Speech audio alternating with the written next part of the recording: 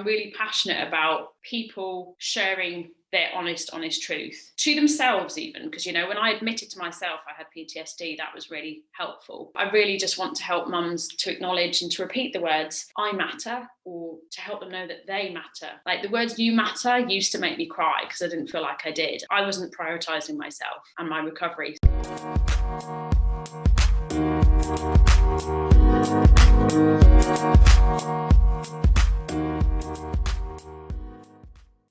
Hello and welcome to this episode of the Motherhood Made Magic podcast. I am your host, Anna Cusack, and today I am speaking with Lucy Howlett, all the way from the UK. So Lucy is a birth recovery coach, a pregnancy and postnatal exercise specialist, a yoga and meditation teacher, barefoot advocate, dancer, a baby massage teacher, and a mum. She has some really interesting perspectives on motherhood and lived experience of postnatal mental ill health, and I wanted to get her on to really explore in some of these areas that we are both so passionate about. So welcome to the podcast, Lucy. Thank you so much. It's so brilliant to be here. I love what you do. Can you tell us a bit about yourself? It might be easiest if you start unraveling your journey.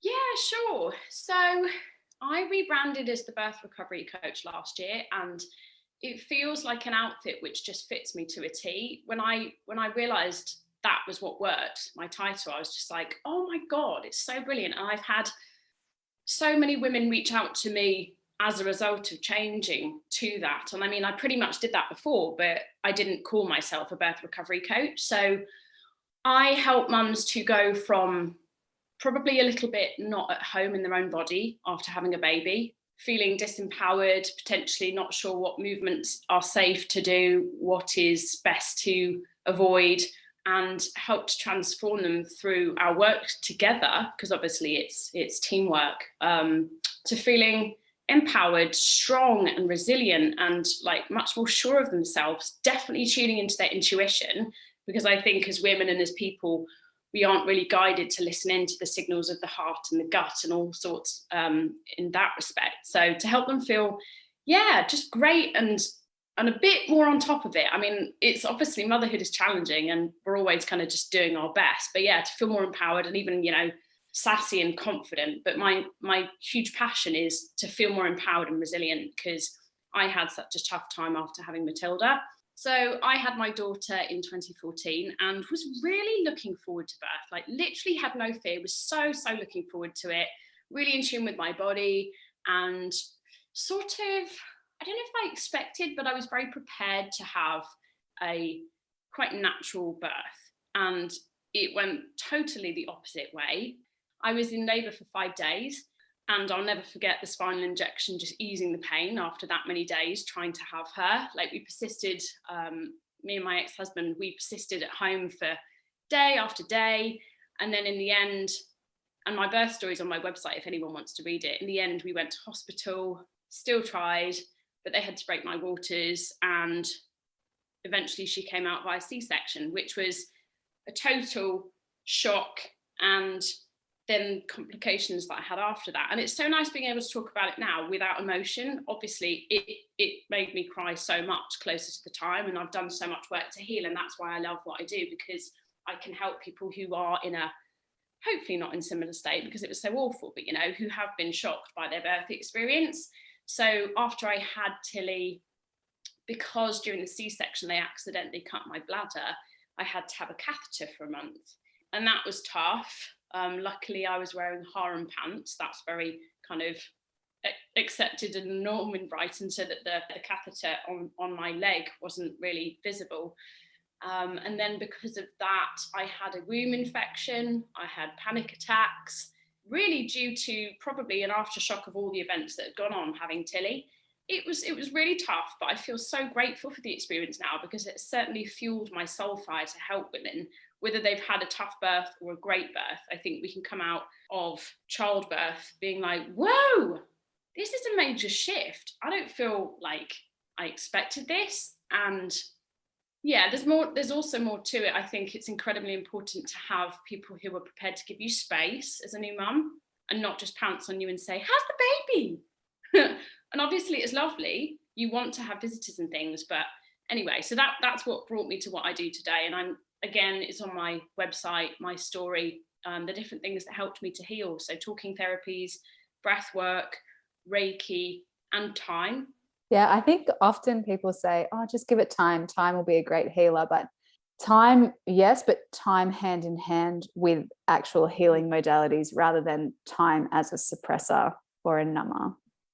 Yeah, I totally agree. You know, you can't speak with somebody who's had a childhood sexual abuse, for example, and say, oh, just give it time. Like, we don't consider that for some sorts of trauma, but for birth trauma, that seems to be quite a normal response given. Yes. Is that what you come across in the women that come to you for support, that sort of time has passed and it just hasn't gone away like they'd hoped? Yes, 100%. And, you know, I offer a free 30-minute call to anyone who wants it and who may consider working with me. But often people just find that 30-minute chat so useful to feel heard, because partners obviously try their best. And it's hard because I think my ex-husband was very affected by seeing Tilly come out unconscious and have meconium kind of sucked out of her and things like that. But I think people around us aren't necessarily prepared to hear that we had a tough time, because so many people say, oh, as long as you're both healthy. Well, we look at it on the surface, but my goodness, the internal wounds I've got, you know, my vagina, my C-section, or just the emotional hurt from not being listened to at the hospital. I was with a client yesterday and she had a very tough time. And everyone has different stories of why they maybe struggled, whether it was the staff weren't great or whether birth didn't go how they wanted. But yeah, 100%. I feel like people do expect themselves to just maybe naturally get over it. Maybe a little bit of chat with their husband or their partner will help. But I absolutely feel the intervention of other professional therapists and things will really help. You know, I've done a lot of my own work as well. Like on my yoga mat, I felt like my yoga mat was calling me after I had Matilda to really just sit with the emotion. Yeah, time can help, but obviously I feel other stuff helps as well, hand in hand. When you're working with women, I know I find, but do you also find that there is a process of having to become comfortable with listening to even the smallest body sensations again? Like that there's a dissociation from our body sensations that may have been through a direct rupture, like a previous trauma, or just through sort of a lifetime of conditioning, or it could have been that birth in itself was something that it didn't feel safe to be their body at the time.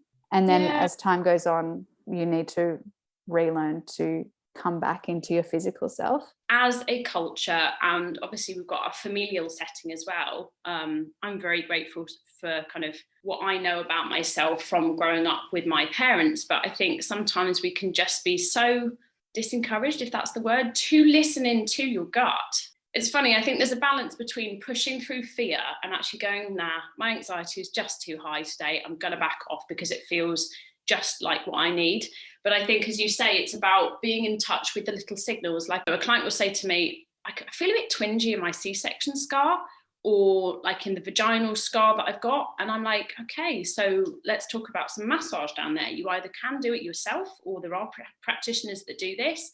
And sometimes that's even hard to get out on the table because they're too afraid to talk about that because it might be a bit uncomfortable. It is second nature to me to talk about our nether regions and prolapse and things like that. Really upsetting stuff. It's just part of what I do. But I think someone can easily go, oh, but it's okay. And it's like, surely you want to feel more comfortable in your body. And I think from my own experience, and I don't mind saying it, I just had to sort of push through so many people going, oh, but don't you think like you're actually fine? Or don't you think you're just too sensitive? No, I'm feeling stuff that's valid. And I know that now, years after, I know that I had intuition that I was encouraged to not listen to. So I'll be like, to all the mums that I work with, you have got that signal in your heart, your throat, your gut, wherever it is, that something isn't safe for you or your child, because you are so in tune with them or yourself. Does that make sense? For sure. In what ways do you find that kind of interplay with becoming more in tune with the self also translates to becoming more in tune with their baby? Is it related? I think it's a work in progress. So I have been very aware of my own body for a while. You know, I think that comes with probably being Lucy, who I am, being a dancer, you know, expressing things through movement. And that is just something I'm so passionate about. Like I could cry with ecstasy when I dance sometimes, but also through being a yoga teacher and the breath work and the body work we do, which helps, yes, to stretch out, but also to tune in with your truth. You know, I'll say to my yogis, put your hands on your center to connect with your breath. But lately I've been saying to connect with your organs, because our organs sometimes have stuff to say to us. And I'm learning more about that simply through my own journey with acupuncture. But to acknowledge kind of and answer what you're saying about connecting with your child, I think it really does help, because I left my husband 2 years ago, and I have been learning since then even more about my truth, because it was hard to leave, but like we're both happier now and it made sense to do for sure. But I think as I'm in tune with myself, it does help me to be aware of Matilda and what she shares. I wouldn't say like I'm the master of her emotions. I can read anything she does at all, of course.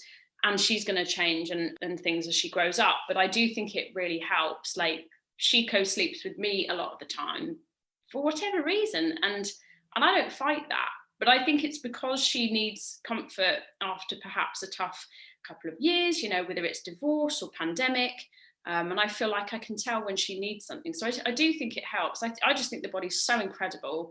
And the more we can sort of not just be a brain taxi, which is a funny term I heard years ago, the more we can tune into the incredible vessel our body is, the better. It can be tough, don't get me wrong. Like I had such a blub over the weekend, maybe because it's full moon coming up, I don't know. But like watching a lovely film, I was like, oh God, it's so lovely. It's tough being emotional, but it's also wonderful. I'm actually really interested in your combination of this body awareness and birth recovery work, in that dancing is such a feminine energy kind of practice, but yoga and meditation can be quite single focus, pointed, even masculine in that kind of a way. Yeah, I hadn't thought of that. Yeah. I do see sort of the role of women in the motherhood support space almost as holding both of those poles. Like we have to be aware of our own with our own emotions and our own chaos, but also to be able to step back and to be the masculine space holding for the other person to just completely fall apart if they need to. Yeah. Well, it's fascinating the way the conversation kind of organically goes, isn't it? I didn't expect us to touch on dance that much, but as you've said about yoga, yeah, I agree. And I hadn't thought about it that way. I think like when I hold space for clients and they look tearful and I say it is okay to let it out, like they may or may not want to, I hold space and empathize, but then I will come up with solutions, not just bosh, you know, but that's part of my job to help. It's to listen, it's to help provide solutions, it's to help to say, you know, you might need to have stronger boundaries with your in-laws or certain friends, you know. It's that kind of... It's strategizing and permission giving to do steps that they probably know that they should do for themselves, but don't feel that they have the permission to do it, or that they might be stepping on toes. Yeah, and I realised probably through listening to Mark Groves and his podcast, talking to a lady called Terry Cole, who's written a book called The Boundary Boss, just saying we do need to be aware of boundaries. And I remember hearing the term boundaries of steel a couple of years ago and being like, oh, I need to work on that.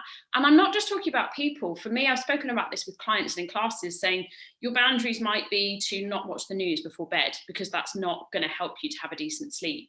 It might be, it doesn't just have to be with people. It can be with things that you know aren't great, like aren't super helpful in your life. Obviously, we have to do admin, but it might be like, right, well, I'm not going to do my tax just before bed, because again, it doesn't settle the brain. That's not the kind of thing that people might consider as the role of a birth recovery coach. They wouldn't think about conversations about watching the news or not scrolling or whatever as part of birth recovery, but it absolutely is. It really is. And I think that's where people are fascinated to know that there is recovery work to be done, because I think from my own experience, I just realise it is so multi-layered, really, recovery. So in my Facebook group, I'll have people talk about all sorts of different things. You know, I've got a lady talking about nutrition and hormones this week, which is awesome.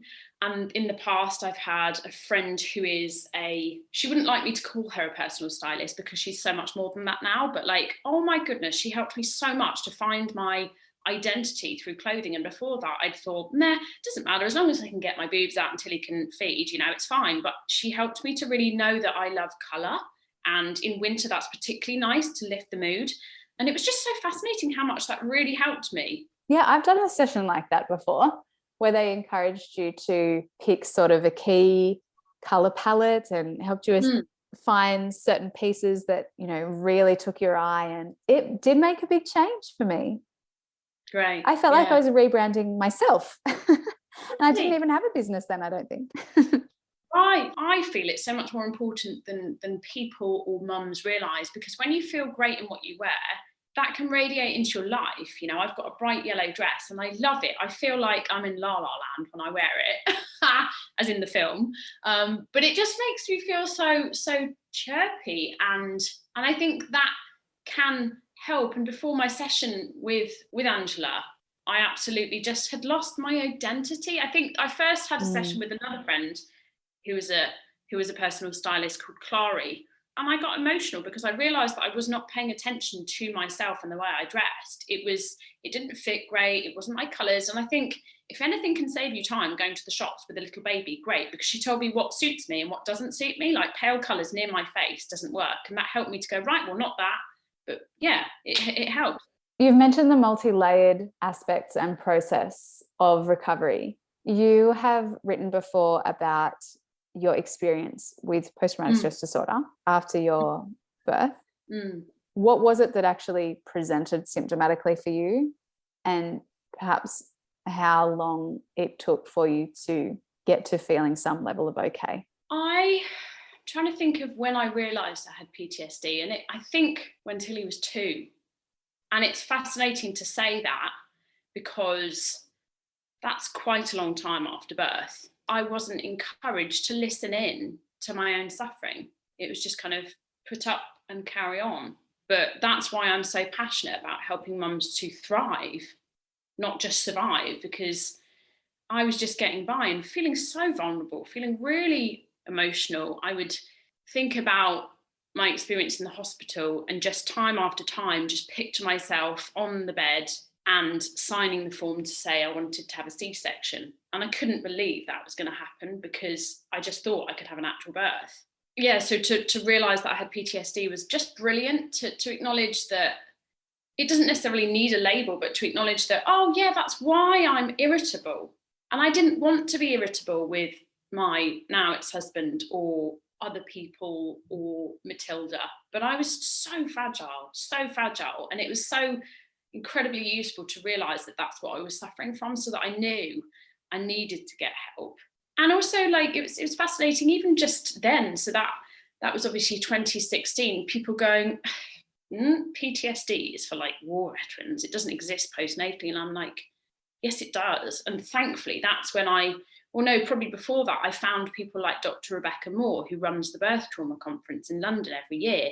And I was just so grateful to like latch on to her and what she shares. And it was so incredibly healing and useful to be in touch with people who were aware of birth trauma. And I remember, actually, this is so lovely to remember, what helps me hugely, and I thought I really want to cross the world at some point and give them a hug, that authors of the book How to Heal a Bad Birth, because they're Australian. I discovered that via social media and I got it on my iPad, and it helped me so much to have closure.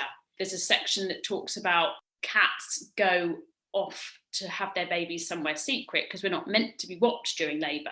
And it's like, oh, well, that's partly why it progressed so slowly. But yeah, so there was the irritability, the super emotional, like I remember Tilly's cry, and this I think is very normal anyway, but Tilly's cry would just hit me to my core. We were in a car with some friends and we didn't have a car at the time, so they were giving us a lift, but Tilly needed something and she started crying, and I started crying soon after because I just couldn't cope with her pain. I wanted to stop and feed her or comfort her. And so these different things helped me to recognise that that's what it was. And then you went through the process of the various different types of therapeutic modalities that you listed before.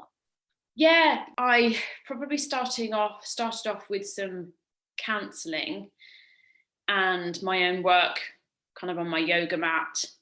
And then I found out about breath work, and I kind of knew, I had this instinct that it would really help me. So I went on a trip to London to a workshop with Rebecca Dennis, and I just knew it was going to be intense. And it was pretty much, I describe it sometimes to people like an exorcism. I had such a massive cry, ended up exhausted, but in a lovely way, like I felt cleansed afterwards. And that was a real chapter in shedding a lot of the pain from birth trauma and then relationship troubles after the birth trauma. So yeah, breath work was incredibly powerful. And then I'm not sure of the order, but yeah, then I had some Reiki. And it's fascinating what kind of, I knew that I wanted to have someone hold space for me. So I was in my Reiki practitioner's room, and it was so significant to be in a room with someone else holding space for me and the door closed. That space was for me. I wasn't about to get a phone call and have to run back to help my daughter. Obviously I would have if I needed to, but it was just like, oh, someone's here for me. So amazing. And then she helped me, and it was relaxing, but she also was able to pick up stuff from my body. And like, she basically said, you and your husband clearly aren't happy. Like, you're holding discontent in your body. And like, I kind of knew that deep in my kind of subconscious, or even rising to conscious, but to have this wise lady who I still do Reiki with to this day, which is wonderful, pick that up, was like, oh, okay, so it's not just me making it up. Because I'd talk about our troubles, and they were like, oh, it's so normal for couples to feel like struggle after kids. And I'm like, yeah, but I just don't think we're getting on great. And it's, as I say, it's great to talk about this and not be upset, because I'm really glad that we separated and he's so much happier, and it's working well to co-parent. But that's, yeah, Reiki was another amazing thing. And massage therapy as well, because the power of touch, you know, was just incredible. And actually I remember Jade, my massage therapist in Hove, saying, I think you're holding some grief in your heart area, because she massaged my chest. And that was probably the first time I realized that we hold emotions in the tissues like that. That was before I became a massage therapist. And I was like, oh, Christ, yeah. Grieving a birth experience that I didn't have, grieving a start to parenthood that I thought would be magical, but actually was really tough. So it was just so fascinating to learn through other great practitioners, and obviously do my own work as well. I don't want to gloss over or divert anything away from the power that you've just said, but the experience of parenting in a pandemic, especially as separated parents, must be something that obviously no one could have foreseen. Yeah. UK has been in far greater lockdown conditions than Australia for most of the last year and a half. What's that been like? To co-parent during a pandemic? It has been challenging. It feels great to talk about this, but I also feel slightly guilty. It's been tough, because like, I try and keep up my clients, because I've worked with women and babies for a long time. They'll often be totally fine with me bringing Matilda. Like, when I used to teach people in person, even when Tilly was tiny, I remember a massive long walk to take Tilly as a baby to my client, and that would be absolutely fine. But I tried to keep up my clients if I could whilst I had Matilda, but as much as I could, I'd avoid that, because it was tough, because I wasn't giving full attention to Tilly or my client, and that was really, really tough. It would make me feel anxious, thinking, oh, I've got to get everything in place for this appointment, you know, and it's not stress that we needed with a pandemic. But it was challenging to try and do the schoolwork, but you know, I gave myself a break and knew that she'd be learning lots, even if we didn't get the allocated work done. And thankfully her school were great and said, your mental health comes first, so please don't force anything. So if we didn't get work done on the computer or the set work, we'd maybe go out for a walk and have a real nice nature fix and observe things out and about. But thankfully we have Matilda 50-50 at the moment, so it was fine really to have an intense period of schooling and working and juggling that. And then like, she goes to her dad, and actually I get to kind of really compress as much as I can into the work, into the days where I don't have Tilly. So it was really tough, but I think I really feel for people who just had far more on their plate. It wasn't too bad, but it was tough at times. But, you know, incredibly tough for some people. I had clients who had to stop just because it was all too much, you know, and obviously keeping up their training or their yoga would have helped. But it was just like, I just don't want another virtual session. I just need to be off the computer, which I totally understand. Yes, we have to take care of our mental health. And in some cases that is joining the virtual session. And in some cases that is totally stepping away from it altogether and totally stepping away from remote schooling. Yeah. We just have to listen to our bodies. And that's what this whole conversation really comes back to every time. Yeah, absolutely. And one thing to go back to about during the pandemic schooling and things, it was challenging for Tilly to not see her friends, and I would always want to just kind of hear how she felt and how she was processing everything, and not just being like, but it's okay, and this, like to hear her emotions. I think it was really important for me and us, especially it was only, I guess, less than a year after separating from her dad. So in case that's helpful to mention, of course, she had that expression of, I miss my friends kind of thing going on too. I think it's so valuable to listen to our children's feelings and not gloss over them. Exactly the same way as it feels so good for you to be listened to about your birth experience. We have to honor that and give that space to our children too. It's so significant to be heard, to be listened, to be truly heard, uncomfortable as that might be, because some people aren't comfortable with you expressing certain words or emotions. So yeah. Is there anything else that you would like to share with us before we wrap up, Lucy? I think when I left Brighton and was moving to Reading, it was a real chapter of, I don't know, it was a tricky decision, but it did make sense. And I remember thinking, what shall I teach my last class with the beautiful yogis in the space that I would teach regularly? And I remember sharing a class based on truth, like expressing your truth. And so I'm really passionate about people sharing their honest truth to themselves, even, because, when I admitted to myself I had PTSD, that was really helpful. But also I really just want to help mums to acknowledge and to repeat the words, I matter, or to help them know that they matter, that you matter, mummy, because we can so often put ourselves lower down on the list of things and put ourselves on the shelf for a few years while we prioritise our kids and partner. But like the words you matter used to make me cry because I didn't feel like I did. And I know that's to do with a bunch of other stuff, but like I wasn't prioritising myself and my recovery. So yeah, I just want mums and everyone to know that they matter. They really do. A beautiful mantra.